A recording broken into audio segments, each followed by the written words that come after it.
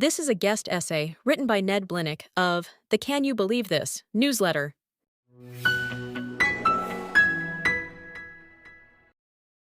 Every Muslim country sheds tears for Palestinians, but none of them care enough to help them achieve a better life. Does anyone care why Palestinians continue to live in refugee camps as semi-autonomous states in Jordan or Lebanon? Does anyone care why Palestinians are living in perpetual refugee status in Turkey or Egypt?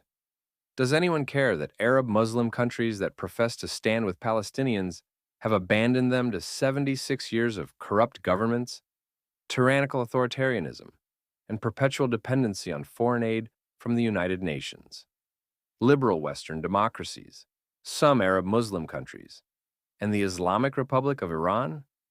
Does anyone care that the Palestinians have kept more than 2 million of their population in refugee status for 76 years and deprived them of real citizenship and opportunities?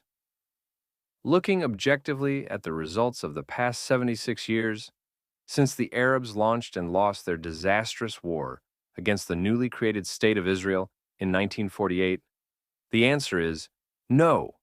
No one except progressive Western liberals cares about the betterment of Palestinians, and I am not entirely sure that they are committed to the average Palestinian's well-being. A reason, if not the reason, that the Palestinian refugees and the UN agency exclusively for Palestinians are perpetuated is to continue a war for the eradication of the only Jewish state, Israel, at the world's expense. The Palestinian cause was never about improving the lives of Palestinians. Neither the Palestinian Authority nor Hamas were created to advance the betterment of the Palestinians generally and Palestinian refugees specifically. Today, Palestinian refugees living in the West Bank and Gaza are held adrift by their politicians. The UN consistently and continuously professes its support for the Palestinians of the West Bank and Gaza. The public face of UN support is the United Nations Relief and Works Agency for Palestinian Refugees, better known as UNRWA. The UN agency created exclusively to maintain and foster Palestinian refugees. As part of their mandate, UNRWA advances the impractical and unrealistic aspiration of the so-called Palestinian right of return. For 3 or 4 generations of Palestinian refugees, UNRWA has taught Palestinian children that hate and armed political jihad of Israel and Israelis are not only acceptable, but rather they are seen as supreme acts of martyrdom in which killing Israelis and Jews is honored. For 75 years, UNRWA has done little to help the Palestinians escape their self-inflicted victimization.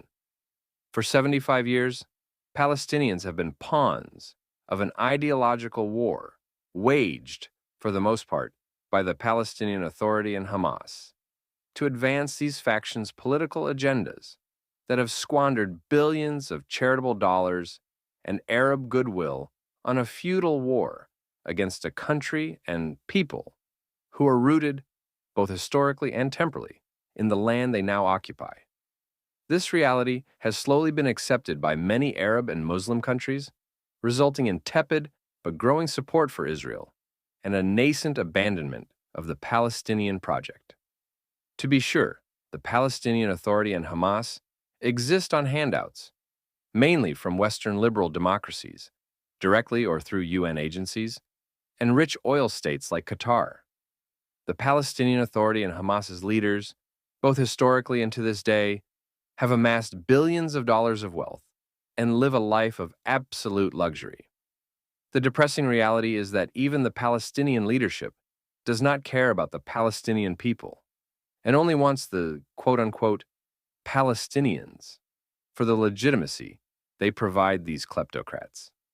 The main product of the Palestinian political project is the perpetuation of a consistent state of hate, turmoil, and conflict between the Palestinian people and Israel.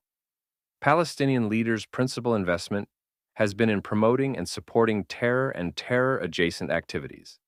In Gaza, the investment in terror is most evident in the massive diversion of humanitarian aid into an underground tunnel system built for the sole purpose of murder and slaughter of Israeli citizens and soldiers. In the West Bank, the Palestinian Authority enables terror factions to exist and promotes hate against Israelis through education, media, and other avenues, at the expense of creating sustainable industries and jobs. The Palestinians have suffered for 76 years under their leadership, abetted by the UN and specifically UNRWA. The despair and futility of their hateful ideology have resulted in a standard of living far below what the Israelis have achieved during roughly the same amount of time.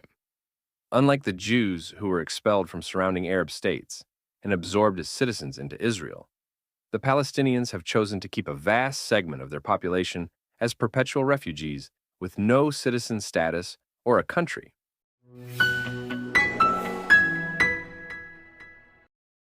Hate and chaos, the primary export of the Palestinians. If the Palestinian political project was just a war between the Palestinians and the Israelis, it would be a tragedy for the Palestinians and Israelis. But the Palestinians, recognizing the hopelessness of their local conflict, have made their futility and hate their main export to the world community. This export of hate first played out in Jordan in 1970 and 1971, when the Palestinians, who were refugees from the 1948 First Arab-Israeli War, destabilized the Jordanian government and threatened its kingdom. The civil war that ensued between the Jordanians and Palestinians, known as Black September, resulted in the expulsion of the main political Palestinian leadership, the Palestine Liberation Organization, under Yasser Arafat, first to Lebanon and then to Tunisia in 1982. Within 4 years of settling in Lebanon, the Palestinians created havoc and chaos. They destabilized the Lebanese political and social establishments, leading to a 16-year Lebanese civil war, the deaths of more than 100,000 people, and a fundamental breakdown of civil society. A direct consequence of the Jordanian civil war was the formation of the Black September movement, which went on to incite terror through murderous hijackings of civilian aircraft and cruise ships, assassination attempts and murders of Jordanian leadership, and the murder of 11 Israeli athletes at the Munich Olympics in 1972. Palestinian refugees and immigrants also moved to Kuwait between 1936 and 1975. Before the Gulf War in 1990 and 1991, Palestinians made up about 18% of Kuwait's population. But during this war, the Palestine Liberation Organization endorsed Iraqi dictator Saddam Hussein's invasion Kuwait, leading the Kuwaitis to expel most of its Palestinian residents. Since the Jordanian and Lebanese civil wars and the Palestinian exodus from Kuwait, no Arab or Muslim countries have allowed significant immigration of Palestinians en masse. The Arab and Muslim countries that advocate for and support the formation of a Palestinian state want nothing to do with the Palestinians as refugees or immigrants.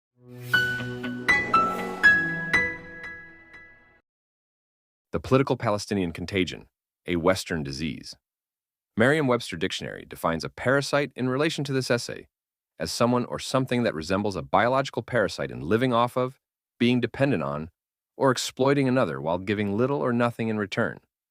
A consistent feature of Palestinian immigration is the sole commitment to their cause of achieving a Palestinian state at the expense of their host countries.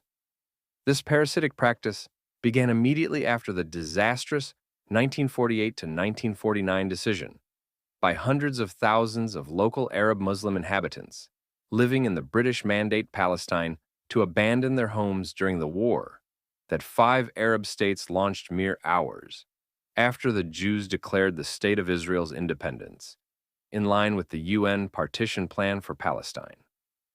Their parasitic relationship with their hosts initially showed up in the tragedy and terror against their Jordanian, Lebanese, and Kuwaiti hosts between 1950 and 1992. Since the late 1990s and early 2000s, Palestinians have emigrated to Western democratic countries. Among these, Palestinians are a significant number of political activists and religious fundamentalists who disdain Western institutions, political norms, and cultural values. For many Palestinian immigrants, their objective is to impose Sharia law on the host population and influence foreign policy with the intent of establishing a Palestinian state and eliminating Israel and its Jewish and non-Muslim populations. However, unlike most other immigrants who escaped their birthplace and left sectarian conflicts behind, for the most part, many Palestinians have brought their resentments and hate with them and inculcated them into the host country's institutions and political discourse.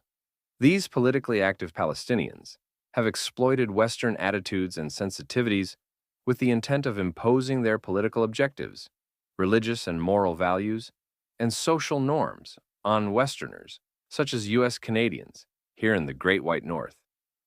They have taken advantage of the openness of the political and education systems of their new host countries and embedded themselves in university student associations, teacher and government unions, and traditional and social news media with the purpose of promoting their pro-Palestine, anti-Israel, anti-Jewish agenda.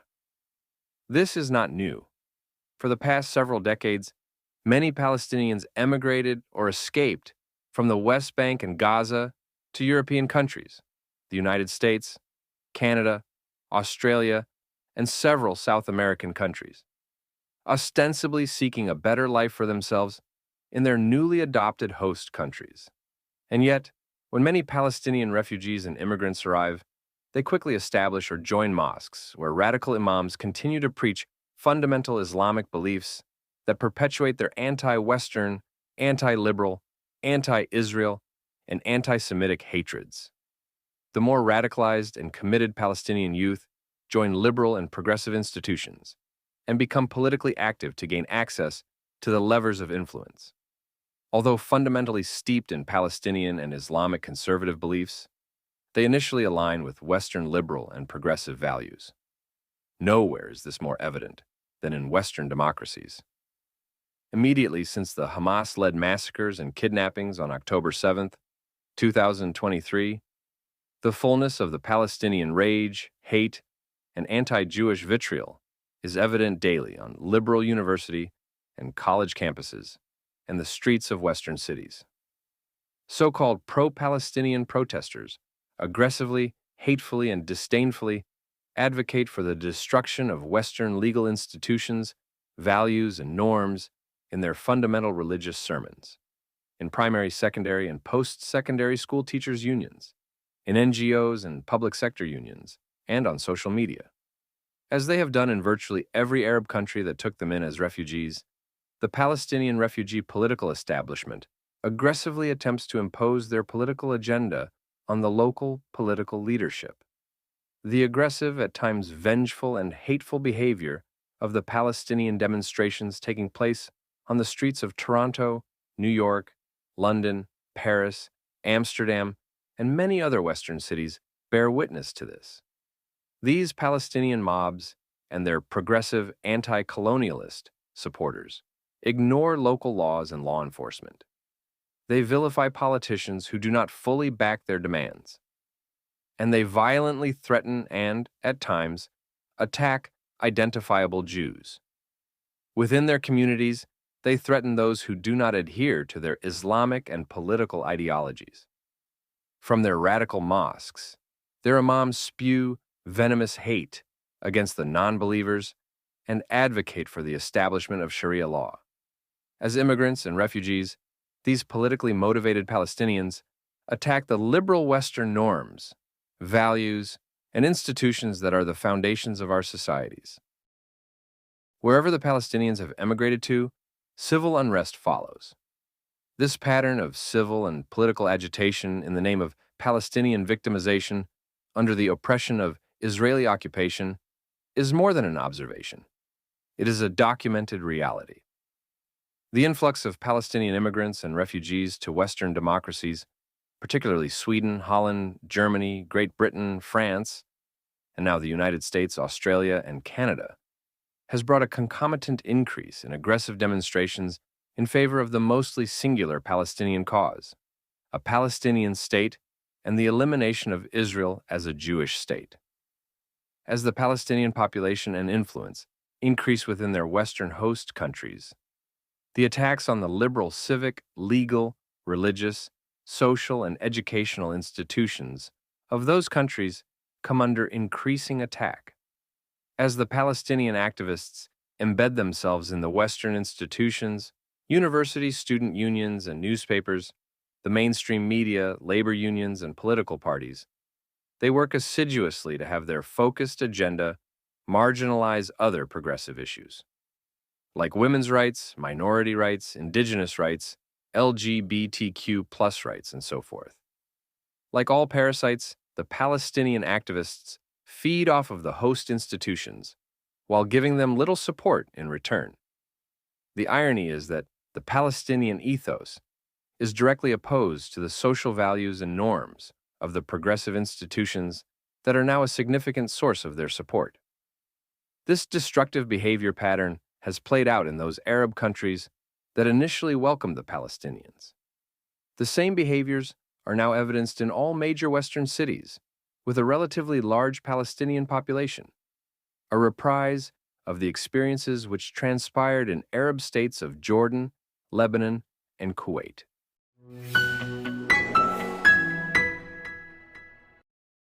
Arab and Muslim states know the toxicity of the Palestinian obsession. Since 1947, the Palestinian refugee and statehood problem has been front and center in the Arab and Muslim political agenda. At the United Nations, its Human Rights Council, and other international bodies, the Arab and Muslim states have voted as a bloc in support of the Palestinian agenda. For the past 76 years, these states have contributed billions of dollars to support the Palestinian political elites. In the early years, the Arab countries Jordan, Lebanon, Syria, Egypt, Tunisia, Algeria, Morocco, and Libya offered the Palestinian refugees refuge, only to find them undermining their social institutions and threatening their political survival. In every one of these Arab states, the Palestinian political leadership was expelled. Will Western democracies learn from the destabilizing experience of the Palestinian contagion on Arab and Muslim countries? The answer lies in the moral clarity of our democratically elected leaders. Failure to learn from the experience of history often leads to similar mistakes being repeated. The Gazans are experiencing unbearable human suffering because of the Israeli response to October 7th and the failure of the Palestinian leadership to accept responsibility for their actions. But if the Arab and Muslim countries do not want to aid the Palestinian refugees because of their direct and painful experiences, why are Western countries like Canada placing Palestinian refugees ahead of other refugees whose situations are equally dire? Canada and the Greater West should do everything they can to support a just and fair peace process between Israel and the Palestinians. Canada should also learn from the experience of the Arab and Muslim states with regard to why Palestinians are dysfunctional refugees and immigrants. Canada and many other Western countries need immigrants, and there should be robust refugee programs that open borders to those who are legitimately in need. At the same time, there is no shortage of immigrants or refugees. Canada, like other Western societies, must reach out to those who want to accept Canadian foundational values of tolerance, respect for the dignity of the individual, freedom of expression, and respect for the rule of law and our institutions. Anything less will weaken the West as we aspire it to be.